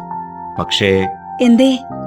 എന്റെ അച്ഛന് ഈ പ്രായത്തിൽ ഇങ്ങനെ ഒരു വിഗ്രഹം ഉണ്ടാക്കാൻ എങ്ങനെ കഴിഞ്ഞു എന്ന സംശയമാണ് എല്ലാവർക്കും, അല്ലേ? നീ എന്നെ തെറ്റിദ്ധരിച്ചിരിക്കുന്നു. നിങ്ങൾ എല്ലാവരുമാണ് എന്റെ അച്ഛനെ തെറ്റിദ്ധരിച്ച് കുറ്റം ചുമത്തിയിരിക്കുന്നത്. എന്റെ അച്ഛൻ ചെയ്തത് വിഗ്രഹ നിർമ്മാണമാണ്, അല്ലാതെ കെട്ടിട നിർമ്മാണമല്ല മറ്റൊരാളെ ഏൽപ്പിക്കാൻ. വിചാരണയുടെ പേര് പറഞ്ഞ് എന്റെ അച്ഛനെ വീണ്ടും വീണ്ടും അപമാനിക്കാൻ ഞാൻ സമ്മതിക്കില്ല. നിങ്ങൾക്ക് പോകാം.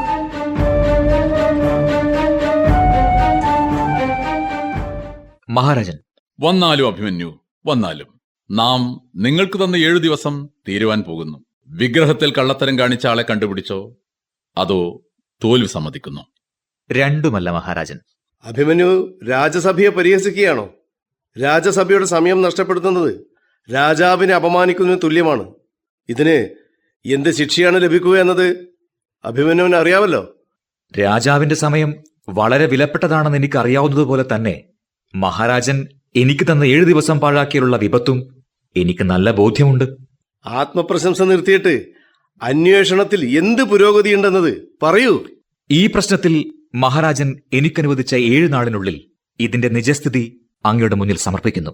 അന്വേഷണം നടത്താനുള്ള ഉത്തരവ് കിട്ടിയുടൻ ഞാൻ ആദ്യം ക്ഷേത്രത്തിൽ പോയി ദേവി വിഗ്രഹം പരിശോധിച്ചു. പരിശോധനയിൽ എന്ത് കണ്ടുപിടിച്ചു? പരിശോധനയിൽ ഞാൻ മനസ്സിലാക്കിയത് ഇപ്പോൾ ക്ഷേത്രത്തിലുള്ള ദേവി വിഗ്രഹം ഗൗതമനുണ്ടാക്കിയതല്ല എന്നുള്ളതാണ്.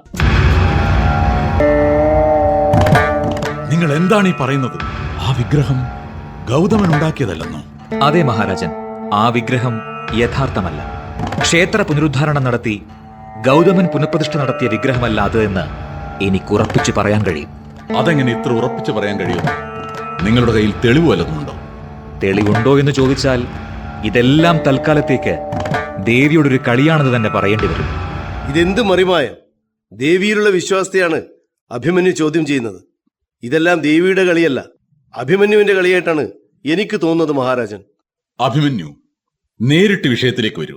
ഉത്തരവ് മഹാരാജൻ. ക്ഷേത്ര പുനരുദ്ധാരണത്തിന് ശേഷം നമ്മുടെ ഏവരുടെയും സമക്ഷം ഗൗതമൻ ദേവി വിഗ്രഹം പ്രതിഷ്ഠ നടത്തിയപ്പോൾ ആ വിഗ്രഹത്തിൽ ഒരു അസാധാരണമായ കാര്യം എന്റെ ശ്രദ്ധയിൽപ്പെട്ടു. അസാധാരണമായ കാര്യമോ? അതെന്താണ്? ദേവിയുടെ ഒരു കൈയിൽ 6 വിരലുകളുണ്ടായിരുന്നു. എന്താണ് നിങ്ങൾ പറയുന്നത്? ദേവിയുടെ കയ്യിൽ 6 വിരലുകളോ? അതെ മഹാരാജൻ, 6 വിരലുകൾ. എനിക്ക് വിശ്വസിക്കാൻ കഴിയുന്നില്ല. ശില്പകലയിൽ പുകൾപെറ്റ ഗൗതമന് എങ്ങനെ ഇത്തരത്തിലൊരു പിഴവ് സംഭവിക്കും? അഭിമന്യു, നിങ്ങൾ എങ്ങനെയെങ്കിലും ഈ പ്രശ്നത്തിനൊരു പരിഹാരം കാണുമെന്ന് നാം കരുതി. പക്ഷേ വീണ്ടും പ്രശ്നങ്ങൾ സൃഷ്ടിക്കുകയാണല്ലോ. മന്ത്രി, അഭിമന്യു പറഞ്ഞില്ലേ 6 വിരലുകളുണ്ടെന്ന്? അത് നിങ്ങൾ ശ്രദ്ധിച്ചോ? നിങ്ങൾ കണ്ടിരുന്നോ? മന്ത്രി എന്താ ഒന്നും മിണ്ടാതെ ആലോചിച്ചുകൊണ്ടിരിക്കുന്നത്? നാം ചോദിച്ചത് കേട്ടില്ലെന്നുണ്ടോ? മഹാരാജൻ ക്ഷമിക്കണം, ഞാനും അതിനെപ്പറ്റിയാണ് ആലോചിക്കുന്നത്. എത്ര ആലോചിച്ചിട്ടും ദേവിയുടെ കൈവിരലുകൾ എന്റെ ഓർമ്മയിൽ വരുന്നില്ല. എന്റെ അഭിപ്രായത്തിൽ ഗൗതമനെ രക്ഷിക്കുവാൻ വേണ്ടി അഭിമന്യു ഉണ്ടാക്കിയ ഒരു പുതിയ കഥയാണിതെന്ന് തോന്നുന്നു. ആരുടെയും ശ്രദ്ധയിൽപ്പെടാത്തൊരു കാര്യം അഭിമന്യുവിന്റെ ശ്രദ്ധയിൽ മാത്രം എങ്ങനെ വന്നു? മഹാരാജൻ, ഞാൻ ഉറപ്പിച്ചു പറയുന്നു, ഗൗതമൻ പ്രതിഷ്ഠിച്ച ദേവി വിഗ്രഹമല്ല ഇന്ന് ക്ഷേത്രത്തിലുള്ളത്. അത് വ്യാജമാണ്. ഇതിന്റെ സത്യമറിയാൻ ഞാൻ ഗൗതമന്റെ മകളെ കാണാൻ പോയിരുന്നു. നിർത്തൂ. വിചാരണ എന്ന പേരിൽ എന്റെ അച്ഛനെ വീണ്ടും വീണ്ടും അപമാനിക്കുന്നത് എനിക്ക് സഹിക്കാൻ കഴിയുന്നില്ല. അഭയ, നിന്റെ അച്ഛനെ അപമാനിക്കണം എന്ന ഉദ്ദേശം എനിക്കില്ല. നമ്മുടെ കയ്യിൽ സമയം വളരെ കുറവാണ്. അതിനുള്ളിൽ നിന്റെ അച്ഛൻ തെറ്റുകാരനല്ല എന്ന് തെളിയിക്കണം. ഞാൻ ഏറ്റെടുത്ത അന്വേഷണത്തിൽ ഒരു ചെറിയ പിഴവ് പോലും വരാൻ പാടില്ല. അതിനുവേണ്ടിയാണ് ഞാൻ നിന്നെ ഇന്ന് കാണാൻ വന്നിരിക്കുന്നത്. പക്ഷേ നീ എന്നെ മനസ്സിലാക്കുന്നില്ല. ശരി, അപ്പോൾ ഞാൻ ഇറങ്ങുന്നു. നിൽക്കൂ. എന്റെ അച്ഛന്റെ മേൽ അപരാധം ചാർത്തിയ സാഹചര്യത്തിൽ സഹിക്കാൻ പറ്റാത്തതുകൊണ്ടാണ് നിങ്ങളോട് ദേഷ്യപ്പെട്ടത്. എന്നോട് ക്ഷമിക്കണം. അച്ഛൻ വിഗ്രഹത്തിന്റെ പണി തുടങ്ങി അവസാനിക്കുന്നത് വരെ സഹായിയായി ഞാൻ കൂടെ ഉണ്ടായിരുന്നു. നിർമ്മാണ വേളയിൽ നടന്ന ഒരു കാര്യം നിങ്ങളോട് പറയാൻ ഞാൻ ആഗ്രഹിക്കുന്നു. അച്ഛാ, എന്തിനാണ് കണ്ണു നിറയുന്നത്? മോളെ, എത്ര ശ്രമിച്ചിട്ടും ദേവി വിഗ്രഹം ഞാൻ ഉദ്ദേശിക്കുന്ന രൂപത്തിൽ വരുത്തുവാൻ കഴിയുന്നില്ല. ചെറുപ്പം മുതലേ ദേവിയെ കണ്ടു തൊഴുതു വരുന്നതാ. പക്ഷേ ആ വിഗ്രഹം പോലെ ഇതിന് ജീവൻ കൊടുക്കുവാൻ എനിക്ക് കഴിയുന്നില്ല. നിശ്ചയിച്ച ദിവസത്തിനുള്ളിൽ തന്നെ പണി പൂർത്തിയാക്കി പ്രതിഷ്ഠ നടത്തിയില്ലെങ്കിൽ മഹാരാജന്റെ അപ്രീതിക്ക് കാരണമാകും. മഹാരാജനോട് എന്തു പറയണമെന്ന് ഒരു നിശ്ചയവുമില്ല. അമ്മേ ദേവി. ശില്പകലയിൽ ലോകമെങ്ങും അംഗീകരിച്ച അച്ഛൻ ഇങ്ങനെ ദുഃഖിക്കുന്നത് ശരിയല്ല.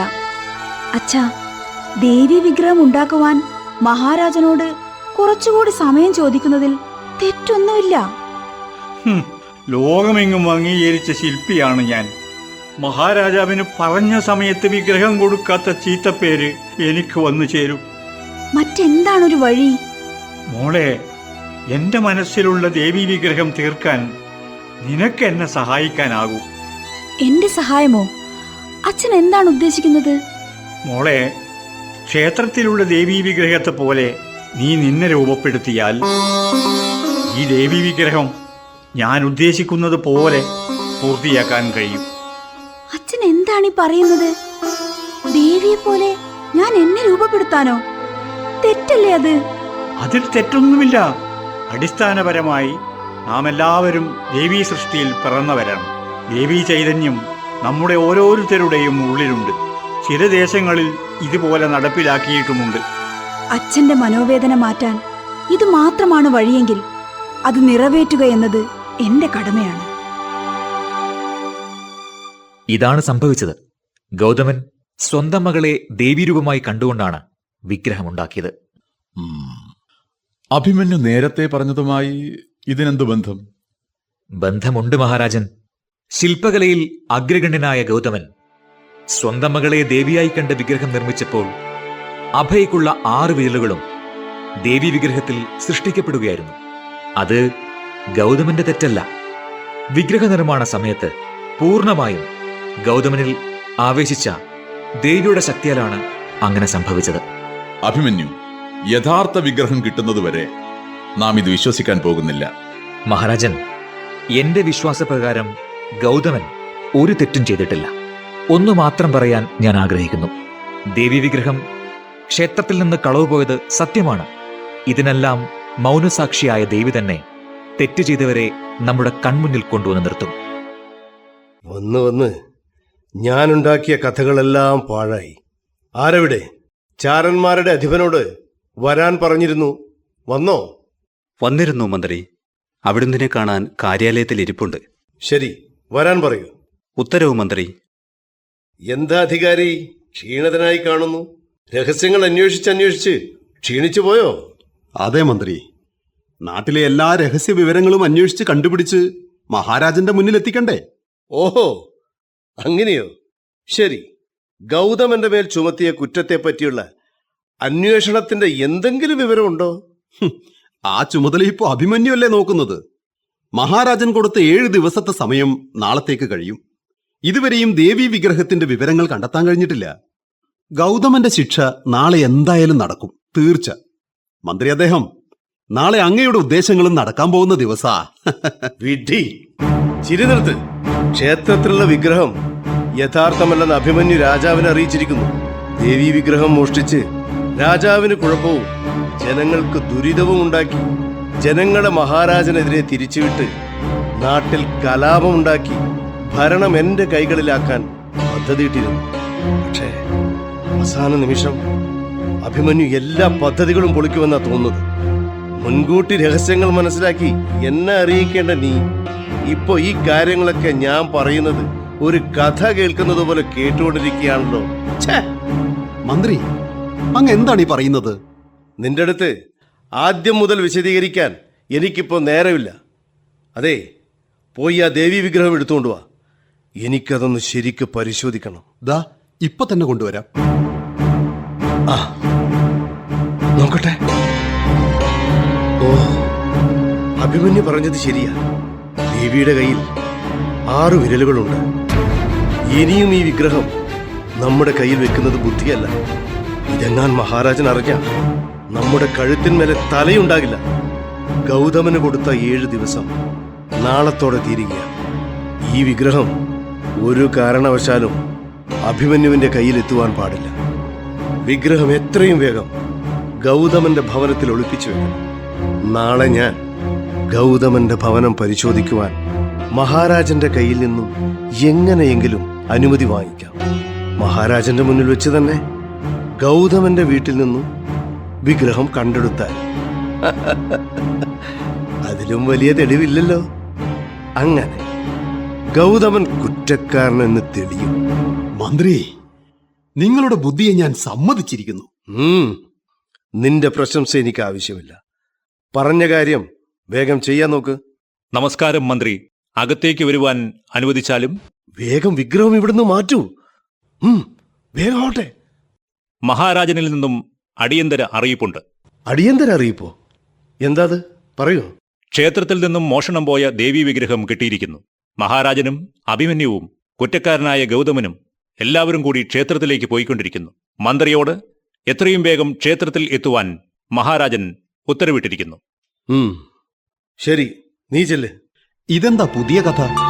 യഥാർത്ഥ വിഗ്രഹം ഇവിടെ ഇരിക്കുമ്പോ പിന്നെ ഏത് വിഗ്രഹമാണ് ക്ഷേത്രത്തിൽ കിട്ടിയത്? ഇതെല്ലാം ആ അഭിമന്യുവിന്റെ കളിയാണ്, ഗൗതമനെ രക്ഷിക്കാൻ വേണ്ടി. അധികാരി, ഞാൻ ക്ഷേത്രത്തിലേക്ക് പോവുകയാണ്. പറഞ്ഞതുപോലെ ചെയ്യും. ഉത്തരവ് മന്ത്രി. പ്രഭു, ക്ഷമിച്ചാലും ഞാൻ കുറച്ച് താമസിച്ചു. നാം ഇന്ന് വളരെ സന്തോഷവാനാണ്. ഇന്നലെ വരെ നമ്മെ അലട്ടിക്കൊണ്ടിരുന്ന പ്രശ്നങ്ങൾ ഇന്ന് തീരുകയാണ്. ഈ നാടിന്റെ ഭാവി എന്താകുമെന്ന് വിചാരിച്ച് നാം വിഷമത്തിലായിരുന്നു. ഭാഗ്യം കൊണ്ട് ഗൗതമന്റെ പ്രശ്നം ഇന്നൊരു നല്ല തീരുമാനത്തിലെത്തിയിരിക്കുന്നു. മന്ത്രി എന്തിനാണ് ആശ്ചര്യത്തോടെ നോക്കുന്നത്? ഇന്നലെ വരെ ഗൗതമന് ശിക്ഷ നൽകണമെന്ന് വിചാരിച്ച നാം ഇന്ന് ആദരവോടെ സംസാരിക്കുന്നു എന്നതാണോ? മന്ത്രി, പ്രജയായാലും രാജാവായാലും ദൈവത്തിനു മുൻപിൽ സമന്മാരാണ്. അവന്റെ കളിക്കളത്തിൽ നമ്മളെല്ലാവരും വെറും കരുക്കൾ മാത്രം. അങ്ങനെ ഒരു കളിയാണ് ഇന്ന് ഇവിടെ നമ്മുടെ മുൻപിൽ അരങ്ങേറിയിരിക്കുന്നത്. എന്താ മന്ത്രി, നാം പറഞ്ഞത് മനസ്സിലായില്ലേ? അങ്ങ് പറഞ്ഞു വരുന്നത്? ഗൗതമൻ നിർമ്മിച്ച യഥാർത്ഥ വിഗ്രഹം കിട്ടിയിരിക്കുന്നു. നാം എല്ലാവരും ഒരുമിച്ച് ദേവിയുടെ മുമ്പിൽ ചെന്ന് പ്രണമിച്ചു. നിങ്ങളും ചെന്ന് ദേവിയെ ദർശിച്ചുകൊള്ളൂ. നിങ്ങളുടെ എല്ലാ മനപ്രയാസവും തീരും. അങ്ങനെയാവട്ടെ മഹാരാജൻ. മഹാരാജൻ പറഞ്ഞത് എനിക്കൊന്നും മനസ്സിലാകുന്നില്ലല്ലോ. മനസ്സിൽ എന്തോ വെച്ചുകൊണ്ടാണ് സംസാരിക്കുന്നത്. അതുമാത്രം എനിക്ക് മനസ്സിലാകുന്നുണ്ട്. എന്തായാലും ആ ദേവി വിഗ്രഹം ഒന്ന് കാണട്ടെ. മഹാരാജൻ, ഇതെന്താ? എന്താ മന്ത്രി, എന്തു പറ്റി? അവിടുന്ന് യഥാർത്ഥ വിഗ്രഹം കിട്ടിയെന്നല്ലേ പറഞ്ഞത്? അതെ, അതിലെന്താ സംശയം? മഹാരാജൻ, ഇതെന്ത് മറിമായ? അന്ന് അഭിമന്യു പറഞ്ഞതല്ലേ ദേവിയുടെ കൈകളിൽ 6 വിരലുകൾ ഉണ്ടെന്ന്? അതെ, അത് ശരിയാ. 6 വിരലുകൾ അല്ലേ അഭിമന്യു? അതെ മഹാരാജൻ, 6 വിരലുകൾ. പക്ഷേ മഹാരാജൻ, ഈ ദേവി വിഗ്രഹത്തിലേക്കൊന്ന് നോക്കൂ. ദേവിയുടെ വലതു കൈയിൽ 5 വിരലുകൾ മാത്രമല്ലേ ഉള്ളത്? നോക്കൂ മഹാരാജൻ, നോക്കൂ. ഈ അഭിമന്യു വീണ്ടും വീണ്ടും നമ്മളെ വിഡ്ഢികളാക്കിക്കൊണ്ടിരിക്കുകയാണ് മഹാരാജൻ. എന്താ എന്താ എല്ലാവരും എന്നെ തുറച്ചു നോക്കുന്നത്? വിഡ്ഢികളാക്കാൻ ശ്രമിക്കുന്നത് അഭിമന്യുവല്ല, നിങ്ങളാണ് മന്ത്രി. നിങ്ങൾ നമ്മെയും നമ്മുടെ പ്രജകളെയും. ദേവിയുടെ കയ്യിൽ 6 വിരലുകൾ ഉണ്ടെന്ന് മാത്രമേ അഭിമന്യു പറഞ്ഞിട്ടുള്ളൂ. പക്ഷേ ഏത് കയ്യിലാണ് ആ 6 വിരലുകൾ എന്ന് ഇതുവരെ പറഞ്ഞിട്ടില്ല. അങ്ങനെയുള്ളപ്പോൾ ദേവിയുടെ വലതു കൈയിൽ 6 വിരലുകളാണ് ഉള്ളതെന്ന് നിങ്ങൾക്ക് മാത്രം എങ്ങനെ അറിയാം? മന്ത്രിയുടെ ഈ മൗനത്തിന്റെ ഉത്തരമെന്താ? എന്നോട് ക്ഷമിച്ചാലും മഹാരാജൻ, അധികാരമോഹം തലയ്ക്ക് പിടിച്ച് മഹാപാപം ചെയ്തു ഞാൻ. കളവ് പോയെന്ന് പറയുന്ന ദേവി വിഗ്രഹം എന്റെ കൈവശമാണുള്ളത്. അത് ഞാൻ എത്രയും വേഗം മഹാരാജന്റെ അടുത്ത് എത്തിക്കുന്നതാണ്. അതിന്റെ ആവശ്യമില്ല. നിങ്ങൾക്ക് കൂട്ടുനിന്ന ചാരന്മാരുടെ അധിപനിൽ നിന്നും അത് കണ്ടെടുത്തു. എപ്പോൾ വേണമെങ്കിലും ദേവി വിഗ്രഹം ക്ഷേത്രത്തിൽ എത്തിച്ചേരും. മന്ത്രിയുടെ ശിഷ്ടകാലം ഇനി തടവറയിൽ കഴിയാം. ആരെവിടെ? വലിച്ചുകൊണ്ടുപോ ഈ ദേശദ്രോഹിയെ. ഗൗതമ, നമ്മോട് ക്ഷമിച്ചാലും നാം എടുത്ത തീരുമാനം ശരിയാണെന്നുള്ള അഹന്തയിൽ വിചാരണ ചെയ്യാതെ നിരപരാധിയായ നിങ്ങളെ ശിക്ഷ കൽപ്പിച്ച് വലിയ അനീതിയാണ് നാം ചെയ്തത്. അഭിമന്യു കൃത്യസമയത്ത് ഈ വിഷയത്തിൽ ഇടപെട്ടില്ലായിരുന്നുവെങ്കിൽ നാം കാരണം ഈ നാടിന് ഒരു വലിയ കളങ്കമുണ്ടായേനെ. പ്രഭോ, അടിയനൊരു സാധാരണ പ്രജ. അങ്ങ് ക്ഷമ ചോദിക്കുന്നുവോ? അടിയനുണ്ടാക്കിയ ശില്പങ്ങളെല്ലാം ഒരു കുറവ് പോലുമില്ലാത്തതാണെന്ന ഗർവ് അടിയനെന്നും ഉണ്ടായിരുന്നു. ഇന്ന് അടിയന്റെ സൃഷ്ടിയിൽ സംഭവിച്ച ഒരു ചെറിയ പിഴവ് തന്നെ അടിയന്റെ ജീവൻ കാത്തു. ഇതുവരെ നടന്ന സംഭവങ്ങളിൽ മൗനസാക്ഷിയായി നിലകൊള്ളുന്ന ദേവി നമ്മുടെ എല്ലാ തെറ്റുകളും പുറത്ത് അനുഗ്രഹിക്കട്ടെ. മഹാരാജൻ, വിഗ്രഹപ്രതിഷ്ഠയ്ക്കുള്ള മുഹൂർത്തമായിരിക്കുന്നു. എല്ലാവരും ക്ഷേത്രസന്നിധിയിലേക്ക് വന്നാലും. പ്രഭു, ദേവിയുടെ അനുഗ്രഹത്താൽ നന്മയും സത്യവും പുലരുകയും നമ്മുടെ രാജ്യത്ത് അങ്ങയുടെ പ്രൗഢി വർദ്ധിക്കുകയും ചെയ്തിരിക്കുന്നു. എനിക്ക് പോകുവാൻ അനുവാദം തന്നാലും. നിൽക്കൂ അഭിമന്യു. ദേവി വിഗ്രഹം കടത്തിയവനെ പിടിക്കാൻ ഒരു നാടകം നടത്തണമെന്നും അതിന് നമ്മുടെ പങ്ക് ആവശ്യമുണ്ടെന്നും നിങ്ങളെന്ന് പറഞ്ഞു. അതിന് നാം സമ്മതിച്ചു. പക്ഷേ മന്ത്രിയാണ് കുറ്റവാളി എന്ന് നിങ്ങൾ എങ്ങനെ മനസ്സിലാക്കി? മഹാരാജൻ, സത്യമെന്തെന്നാൽ മന്ത്രിയാണ് കുറ്റവാളി എന്നത് എനിക്കറിയില്ലായിരുന്നു. എന്റെ സംശയവലയത്തിൽ അങ്ങുൾപ്പെടെ എല്ലാവരും ഉണ്ടായിരുന്നു. ആദ്യം മന്ത്രിയുടെ മേൽ പരീക്ഷിച്ചു. അതിൽ തന്നെ സത്യം പുറത്തു വന്നു. മന്ത്രിയാണ് കുറ്റക്കാരനെന്ന് ബോധ്യമായി. എന്ത്? നമ്മയും സംശയിച്ചെന്നു? അഭിമന്യുവിന്റെ ചിന്താഗതിയോട് നമുക്ക് അഭിമാനം തോന്നുന്നു. താങ്കളെപ്പോലെ സമാധാനപരമായി ചിന്തിച്ചിരുന്നുവെങ്കിൽ ഈ പ്രശ്നം ഇത്രയും സങ്കീർണമാകുമായിരുന്നില്ല. ഇതിൽ നിന്നും നാം ഒരു പാഠം പഠിച്ചു. ശാന്തമായി ചിന്തിച്ചാൽ മാത്രമേ ശാന്തി ഉണ്ടാവുകയുള്ളൂ. താങ്കൾ പറഞ്ഞതുപോലെ ഇതെല്ലാം ദേവീ പ്രഭാവമായി നാം കരുതുന്നു. ദേവിയുടെ അനുഗ്രഹത്താൽ നമ്മുടെ രാജ്യം സമ്പൽ സമൃദ്ധമായിരിക്കാൻ പ്രാർത്ഥിക്കാം.